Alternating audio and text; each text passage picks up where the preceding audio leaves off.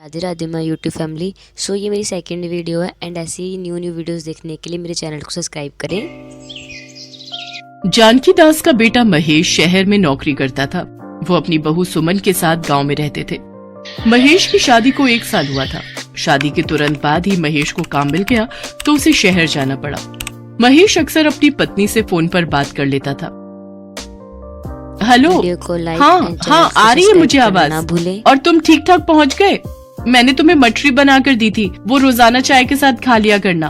और जैसे ही घर का प्रबंध होता है तो मुझे बता देना, मैं गाड़ी पकड़कर आ जाऊंगी। सुमन, अभी यहाँ कमरे का किराया बहुत ज्यादा है, थोड़ा पैसा जोड़ लूं। अच्छा, पिताजी तुम्हारे आसपास ही हैं, जरा बात तो करवाना। वो मेरी चिंता में होंगे कि मैं पहुँचा हूँ या नहीं। को सब्सक्राइब करें। अभी बाजार गए हैं। अच्छा, अब दोबारा छुट्टी कब होगी मुझे पहले ही बता देना, ताकि मैं तुम्हारे लिए कुछ खाने पीने की बढ़िया चीजों का इंतजाम कर सकूं। इस बार तो सिर्फ तुम 2 दिन के लिए आए थे, अब की बार 1 हफ्ते की छुट्टी लेकर आना। सुमन फोन रख देती है। बहू, मैं तो घर पर ही था। तुमने महेश को झूठ क्यों बोला? और तुम ये तैयार होकर कहाँ जा रही हो? अपने काम से काम रखो, बाजार जा रही हूँ सब्जी लेने। शाम की रोटी का इंतजाम करना है या नहीं? फिर रात को बोलोगे कि कुछ खाने को नहीं बनाया। आ जाऊंगी थोड़ी देर में। रोजाना इसका यही काम है, जब देखो घर से बाहर रहती है, पता नहीं कहाँ जाती है। सच्चाई तो ये थी कि सुमन के रोशन नाम के एक लड़के के साथ नाजायज संबंध थे और वो उसी लड़के से मिलने के बहाने रोजाना घर से चली जाती थी। अरे, कितनी देर लगा दी तुमने आने में? हैं? कब से तुम्हारा इंतजार कर रहा था जाने मन।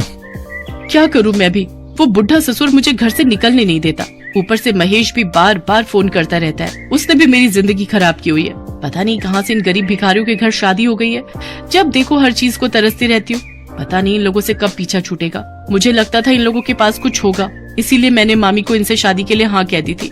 पर ये लोग तो बिल्कुल भिखारी हैं, इनके पास कुछ भी नहीं है। अरे तो कोई बात नहीं, तुम्हारी सारी कमी मैं पूरी कर दूंगा। ये देखो, मैं तुम्हारे लिए शहर से क्या लाया हूँ। अरे वाह, ये तो बहुत सुंदर है। इतना सुंदर हार तो मैंने कभी भी नहीं देखा। अच्छा, तो पहन कर दिखाओ। अब तो रोजाना ही ऐसा होने लगा। सुमन अब बहुत ज्यादा खुल गई थी। वो अक्सर ही घर से बाहर रहती थी। महेश फोन करता तो भी वो फोन काट देती। एक दिन जानकी दास घर पर नहीं था। सुमन ने रोशन को पीछे से घर बुला लिया। आज तुम्हारा बुढ़ा ससुर घर पर नहीं है क्या? कहाँ भेज दिया उसे? कहीं ऊपर तो नहीं भेज दिया है? इतनी अच्छी किस्मत नहीं है मेरी। अपने भाई से मिलने गए हैं, बोल रहे थे शाम तक लौटेंगे, इसलिए मैंने सोचा कि आज तुम्हें ही घर पर बुला लेती हूँ। इससे अच्छा मौका और नहीं मिलेगा। चलो फिर बोतल खोलते हैं, मैं मुर्गा भी लाया हूँ। मैंने कब से मुर्गा नहीं खाया, मेरे तो मुंह में पानी आ रहा है। तुम बैठो, मैं अभी ग्लास और प्लेट लेकर आती हूँ। रोशन और सुमन उस दिन खूब शराब पीते हैं। दोनों नशे की हालत में बिस्तर पर लेटे हुए थे। तभी जानकी दास आ जाता है और दोनों को उस हालत में पकड़ लेता है। ये सब क्या हो रहा है सुमन बहू? तुम महेश के पीठ पीछे ये सब कर्म कर रही हो, तुम्हें शर्म नहीं आती? तुम शादीशुदा औरत होकर एक पराये मर्द के साथ इस हालत में। इस लड़के को कहो अभी निकल जाए इस घर से, वरना मुझसे बुरा कोई नहीं होगा। मैं नहीं चाहता इस 4 दीवारी के बाहर कोई बात जाए, नहीं तो मेरे बेटे की कितनी बदनामी होगी ये तुम नहीं जानती हो। बेचारा मेरा बच्चा शहर में खून पसीना बहाकर मेहनत करके 4 रोटी के लिए पैसे कमा रहा है, और तुम यहाँ उसके पीठ पीछे। छी, मुझे तो शर्म आती है। रोशन वहाँ से चुपचाप चला जाता है। मुझे माफ कर दो बाबूजी, मैं अब ऐसा नहीं करूँगी। मैं वादा करती हूँ, मुझसे गलती हो गई। आप महेश को कुछ मत बताना, मैं उस लड़के से कभी नहीं मिलूंगी। सुमन जानकी दास से माफी मांगती है। अपने घर की बदनामी ना हो, इस डर से जानकी दास चुप हो जाता है। एक दिन महेश अचानक घर आता है। जानकी दास उस समय बाजार से कुछ सामान लेने गए हुए थे। सुमन महेश को देखकर रोने लगती है। क्या हुआ सुमन, तुमने मुझे अचानक फोन करके क्यों बुलाया? महेश, मुझे तुमसे बहुत जरूरी बात करनी है। इतना कहकर सुमन महेश को कुछ बताने लगी, जिसे सुन जैसे कि आप लोगों ने हाफ वीडियो देखी ली है, तो आप मुझे कमेंट से बताएं वीडियो कैसी बनी है एंड अच्छी है कि बुरी है। महेश गुस्से से भर जाता है। तभी जानकी दास भी घर आ जाते हैं। अरे महेश बेटा, तू अचानक? अच्छा हुआ, देख आज मैं हरी हरी पालक लेकर आया हूँ। तुझे पालक का साग अच्छा लगता है ना? बहू, आज इसके लिए पालक का साग बनाना। और कितना झूठ बोलोगे पिताजी, मुझे सब सच पता चल गया है। सुमन ने मुझे सारी सच्चाई बता दी है। मैं कुछ समझा नहीं बेटा, कौन सी सच्चाई? सुमन ने मुझे कहा है कि आप उस पर गंदी नजर रखते हैं। और आपने उसके साथ कुछ ऐसी हरकत की है जो बताने लायक भी नहीं है। अब मैं आपको इस घर में नहीं रहने दूंगा। यहाँ से चुपचाप चले जाओ, वरना मैं भूल जाऊंगा कि आप मेरे पिता हो। तुम ये क्या कह रहे हो महेश बेटा?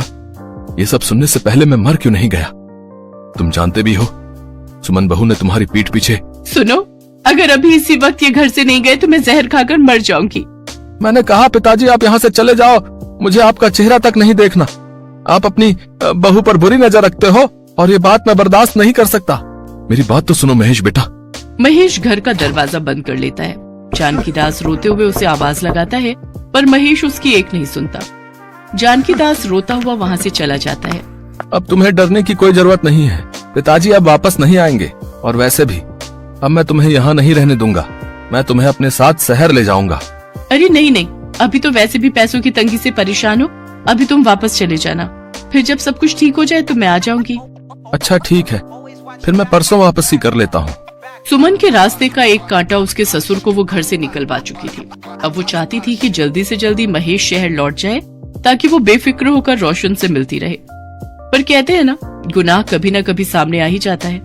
महेश को एक दिन बाद वापस जाना था। सुमन नहाने के लिए गई हुई थी। अचानक उसके मोबाइल पर रोशन का फोन बजने लगता है। सुमन, तुम्हारे मोबाइल पर किसी रोशन का फोन आ रहा है। सुमन, अरे सुमन, अरे 2-3 बार फोन आ गया है, कोई जरूरी फोन तो नहीं? अरे रोशन नाम का तो कोई नहीं है, एक बार उठाकर देखता हूँ, क्या पता सुमन के मायके से कोई हो। महेश फोन उठाकर अभी हेलो कहने ही वाला था कि पीछे से रमेश बोल पड़ता है। क्या बात है सुमन, मैं कितनी देर से तुम्हें फोन मिला रहा हूँ। जब से तुम्हारे बुढ़े ससुर ने मुझे देखा है तब से तुमने मुझसे मिलना ही बंद कर दिया। अरे उस बुढ़े को मार कर फेंक क्यों नहीं देती? और तुम कह रही थी कि तुमने अपने पति महेश को बुलाया है। अरे कुछ तो खबर देती, तुमसे मिले बिना मुझे चैन नहीं पड़ रहा है। मुझे तुमसे आज ही मिलना है, अब मैं तुम्हारे बिना नहीं रह सकता। तुम आज शाम को ही मुझसे मिलने आ रही हो बस।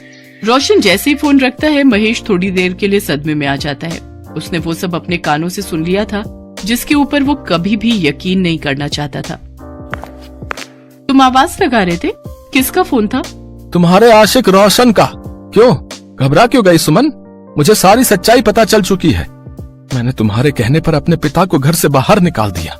मैं तुम्हें अब इस घर में नहीं रहने दूंगा। निकल जाओ मेरे घर से और मेरी जिंदगी से हमेशा हमेशा के लिए। अरे मेरी बात तो सुनो महेश, एक बार मेरी बात तो सुनो। सुमन गुस्से में महेश के सिर पर बराबर में रखा डंडा मार देती है। तभी महेश के पिता जानकी दास आ जाते हैं। इंस्पेक्टर साहब, मेरी बहू मेरे बेटे को जान से मारना चाहती थी, इसे ले जाइए और ऐसी सजा दीजिए कि आज के बाद ये किसी का भी घर बर्बाद न करे। मुझे छोड़ दो महेश, मुझे माफ कर दो। इसे ले जाइए इंस्पेक्टर साहब। पिताजी मुझे माफ कर दीजिए, मैंने आपके साथ बहुत बुरा सलूक किया। सुमन को पुलिस पकड़कर ले जाती है। पुलिस रोशन की तलाश में बहुत दिनों से थी। रोशन को भी पकड़ लिया जाता है। वो एक नामी बदमाश था। उसके बाद महेश अपने पिता को लेकर शहर आ जाता है। उसे अफसोस था कि काश सुमन जैसी धोखेबाज लड़की से 1 साल पहले उसकी शादी ना हुई होती तो आज उसे ये दिन न देखने पड़ते। पर जब अपने पिता का हाथ वो अपने कंधे पर रखा देखता है तो उसे तसल्ली हो जाती है कि कहीं न कहीं आज उसके साथ गलत होने से बच गया था।